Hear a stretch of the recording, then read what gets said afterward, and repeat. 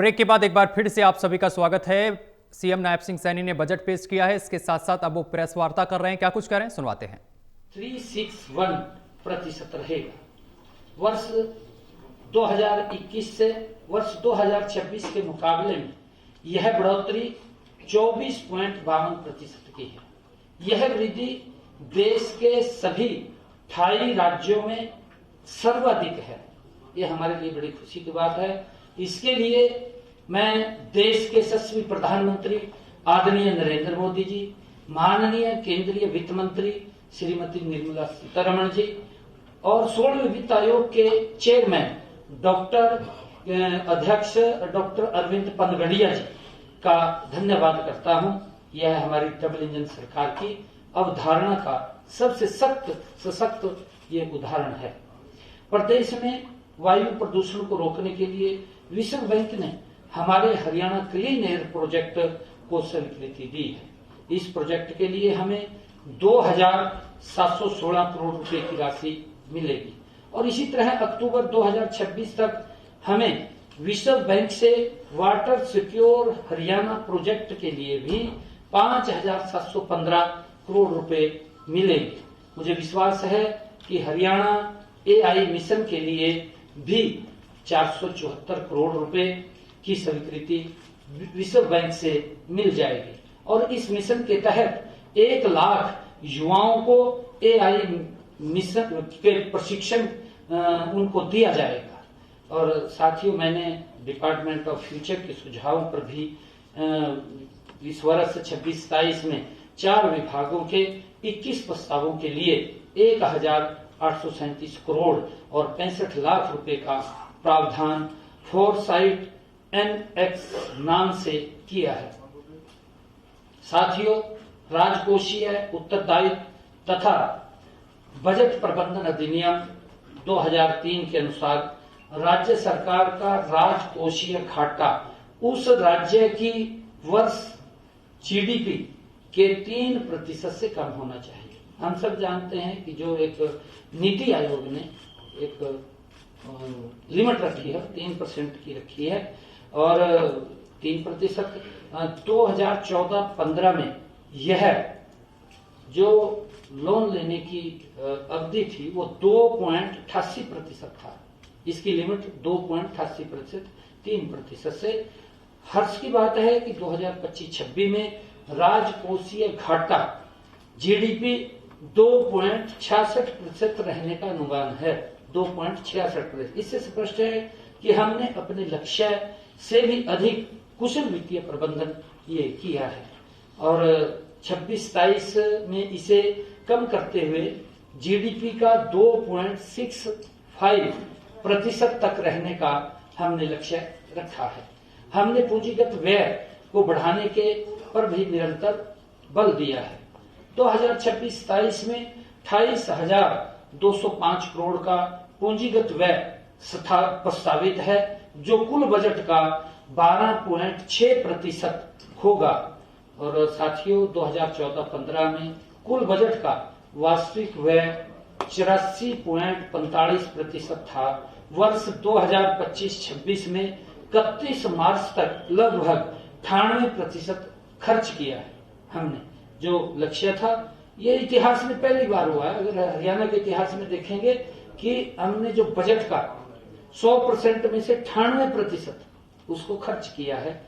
अब इस बजट के 70 में प्रदेश के हित में 12 महत्वपूर्ण हमने निर्णय लिए हैं जिनका जिक्र मैं करना चाहूंगा, जिसमें किसानों को ट्यूबवेल कनेक्शन दिलवाने एवं निर्बाध बिजली आपूर्ति के उद्देश्य से मैं हरियाणा एग्री डिस्कॉम के नाम से एक तीसरी बिजली वितरण कंपनी बनाई जाएगी।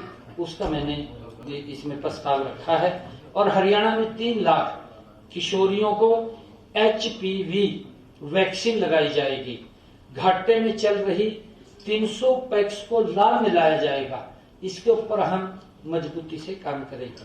मई 2026 में एक इनोवेशन चैलेंज का आयोजन कर सर्वोत्तम एआई मॉडल को संबंधित विभागों में लागू किया जाएगा। और साथियों, प्रदेश के सरकारी भवनों और सौर ऊर्जा आधारित परिसरों में बदला जाएगा। निवेशकों के लिए नई मेक इन हरियाणा नीति लागू की जाएगी। HSIIDC के औद्योगिक क्षेत्रों में बेहतर इंफ्रास्ट्रक्चर बनाने के लिए 26-27 में सक्षम नाम से 500 करोड़ रुपए के एक विशेष फंड की स्थापना की जाएगी। ये भी हमने निर्णय किया है। अकुशल श्रमिकों की न्यूनतम मजदूरी 11,200 प्रति माह से बढ़ा करके 15,200 रुपए प्रति माह की जाएगी। ये भी हमने संकल्प लिया है। प्रत्येक विधानसभा क्षेत्र में सार्वजनिक निजी भागीदारी मॉडल पर एक आदर्श परीक्षा केंद्र स्थापित किया जाएगा। इसकी भी मैंने चर्चा की है। यमुना नदी में जल प्रदूषण को समाप्त करने के लक्ष्य से एक नया मिशन प्रारंभ किया जाएगा और वर्ष 2070 तक नेट जीरो उत्सर्जन के लक्ष्य के अनुरूप 100 करोड़ रुपए के सीड प्रावधान के साथ Haryana green climate resilience fund की स्थापना की जाएगी। हांसी को एक अति आधुनिक मॉडल जिले के रूप में विकसित किया जाएगा। ये भी हमने निर्णय किया है। और किसान हित में भी प्रदेश के 1,40,000 एकड़ लवणीय व नमकीन भूमि को खेती योग्य बनाया जाएगा। ये भी हमने लक्ष्य रखा है। मेरा पानी मेरी विरासत योजना के तहत 2,000 रुपए प्रति एकड़ अतिरिक्त बोनस दिया जाएगा। प्राकृतिक व जैविक खेती प्रमाणन पर व पहले से एपीडा से प्रमाणित किसानों को अगले 5 वर्षों तक 10,000 रुपए प्रति एकड़ प्रति वर्ष अनुदान दिया जाएगा। ये भी हमने निर्णय किया है। और मेरी फसल मेरा ब्यूरो पोर्टल से जुड़े किसानों को जैविक खाद पर 80% सब्सिडी दी जाएगी। ये भी निर्णय हमने किया है। पीएम कुसुम योजना के तहत 35,000 नए सौर ऊर्जा पंप लगाए जाएंगे। ये भी निर्णय हमने किया है। प्रदेश में प्राकृतिक खेती के लिए 2,000 एकड़ का एक स्मार्ट एग्रीकल्चर क्लस्टर बनाया जाएगा। इसमें यदि किसानों को किसी प्रकार का भी नुकसान होगा तो उसकी भरपाई सरकार द्वारा की जाएगी। और हमने महिला बाल विकास दीनदयाल उपाध्याय जी के 110वें जन्म दिवस के अवसर पर दीनदयाल लाडो लक्ष्मी योजना के तहत पात्रता आय सीमा को बढ़ाने का उसको 1,80,000 रुपए किया जाएगा। ये भी निर्णय हमने किया है। प्रदेश में 3 लाख महिलाओं को लखपति दीदी बनाया जाएगा। ये भी संकल्प हमने लिया है। महिलाओं को लखपति दीदी बनाने के लिए पिंक कैब योजना शुरू की जाएगी। इसमें महिलाओं को वाहन चलाने का प्रशिक्षण दिया जाएगा। इलेक्ट्रिक वाहनों की खरीद हेतु 10 लाख रुपए तक बिना ब्याज मुक्त ऋण उपलब्ध कराया जाएगा। ये भी निर्णय हमने किया है। प्रदेश में 4,000 नई उचित मूल्य दुकानें खोली जाएंगी, जिनमें महिलाओं को 33% आरक्षण दिया जाएगा। राज्य में महिलाओं की कार्यबल सहभागिता को बढ़ावा देने के लिए 5 करोड़ रुपए की लागत से एक वर्क प्लेस सेफ्टी फंड बनाया जाएगा। ये भी निर्णय हमने किया है। प्रदेश में 1,000 आंगनवाड़ी केंद्रों को सक्षम आंगनवाड़ी के रूप में तथा 1,000 आंगनवाड़ी केंद्रों को प्ले स्कूल के रूप में अपग्रेड किया जाएगा। वर्तमान में साथियों केवल महिलाओं व छात्राओं के लिए समर्पित 273 बसों की संख्या को बढ़ाकर 500 किया जाएगा। ये भी हमने निर्णय किया है। महिलाओं के नाम पर पंजीकृत गैर परिवहन वाहनों को मोटर वाहन पर कर में 1% की छूट दी जाएगी अगर महिलाओं के नाम पर कोई वाहन खरीदते हैं। लोहारू, बरवाड़ा, नरवाना, समालखा, महम, रादौर व पेहवा में 7 नए पुलिस थाने खोले जाएंगे। ये भी निर्णय किया है। युवाओं के लिए दीनदयाल उपाध्याय ग्रामीण कौशल योजना के तहत 20,000 से अधिक ग्रामीण युवाओं को कौशल प्रशिक्षण दिया जाएगा।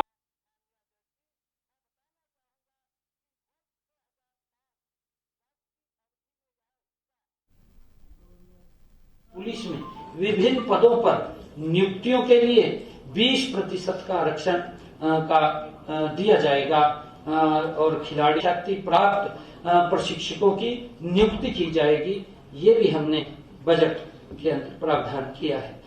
प्रत्येक जिले में एक खेलो इंडिया केंद्र बनाकर इसका संचालन किसी पूर्व चैंपियन खिलाड़ी को सौंपा जाएगा और पीएम सेतु योजना के अंतर्गत सोनीपत, कुरुक्षेत्र में 241 करोड़ रुपए की लागत से एक hub and spoke ITI cluster बनाया जाएगा।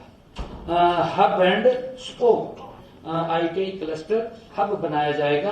अंत्योदय परिवारों के लिए मुख्यमंत्री अप्रेंटिसशिप प्रमोशन स्कीम शुरू की जाए करके अप्रेंटिसशिप के दौरान छात्रवृत्ति से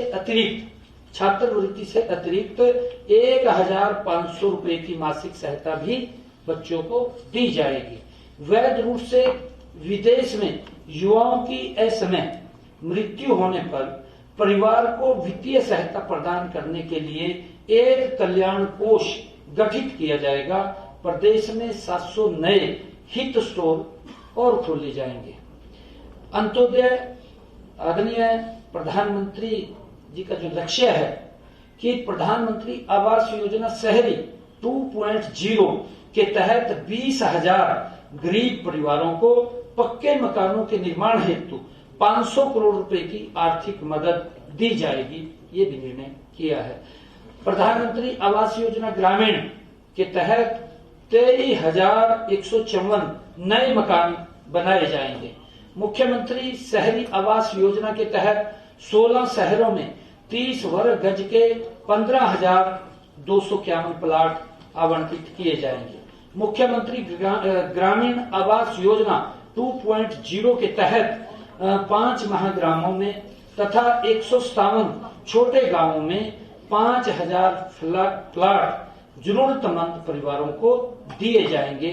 फरीदाबाद, गुरुग्राम, झज्जर, पलवल, पानीपत, रोहतक एवं रेवाड़ी में 8,000 EWS फ्लैट गरीब परिवारों को दिए जाएंगे, ये भी हमने अपने बजट में कहा है। HSIDC के प्लॉट में OBC के प्लॉट धारकों को प्लॉट लागत में 10% की छूट दी जाएगी। प्रधानमंत्री सूर्य घर मुफ्त बिजली योजना के तहत 2,20,000 घरों की छतों पर रूफटॉप सोलर सिस्टम लगाए जाएंगे और स्वास्थ्य की दृष्टि से जिला अस्पताल फरीदाबाद को 200 बेड से 400 बेड, रेवाड़ी को 200 बेड से 300 बेड अस्पताल को अपग्रेड किया जाएगा, ये भी हमने बजट में प्रावधान किया है। प्रदेश में 100 नए स्वास्थ्य उपकेंद्र, आयुष्मान आरोग्य केंद्र स्थापित किए जाएंगे, ये भी हमने बजट के अंदर कहा है। और मुफ्त डायलिसिस की सुविधा के लिए 18 नए डायलिसिस केंद्र खोले जाएंगे। 18 और नए डायलिसिस केंद्र खोले जाएंगे। 70 नई एडवांस लाइफ सपोर्ट्स एम्बुलेंस तथा 167 नई बेसिक लाइफ सपोर्ट्स एम्बुलेंस खरीदी जाएंगी, ये भी हमने इसमें निर्णय किया है। मानेसर में स्वचालित 100 बिस्तर वाले ESI अस्पताल को 200 बिस्तर में अपग्रेड करके एक नया वहां पर मेडिकल कॉलेज भी बनाया जाएगा, ये भी हमने निर्णय किया है। और शिक्षा के क्षेत्र में हमने जो 250 विद्यालयों को CM excellence and early English विद्यालयों के रूप में विकसित किया जाएगा, ये भी हमने निर्णय किया है। जैसे PMCD है, इसी प्रकार CME प्रदेश के 250 विद्यालयों में 25 करोड़ रुपए की लागत से अटल टिंकरिंग लैब स्थापित की जाएगी।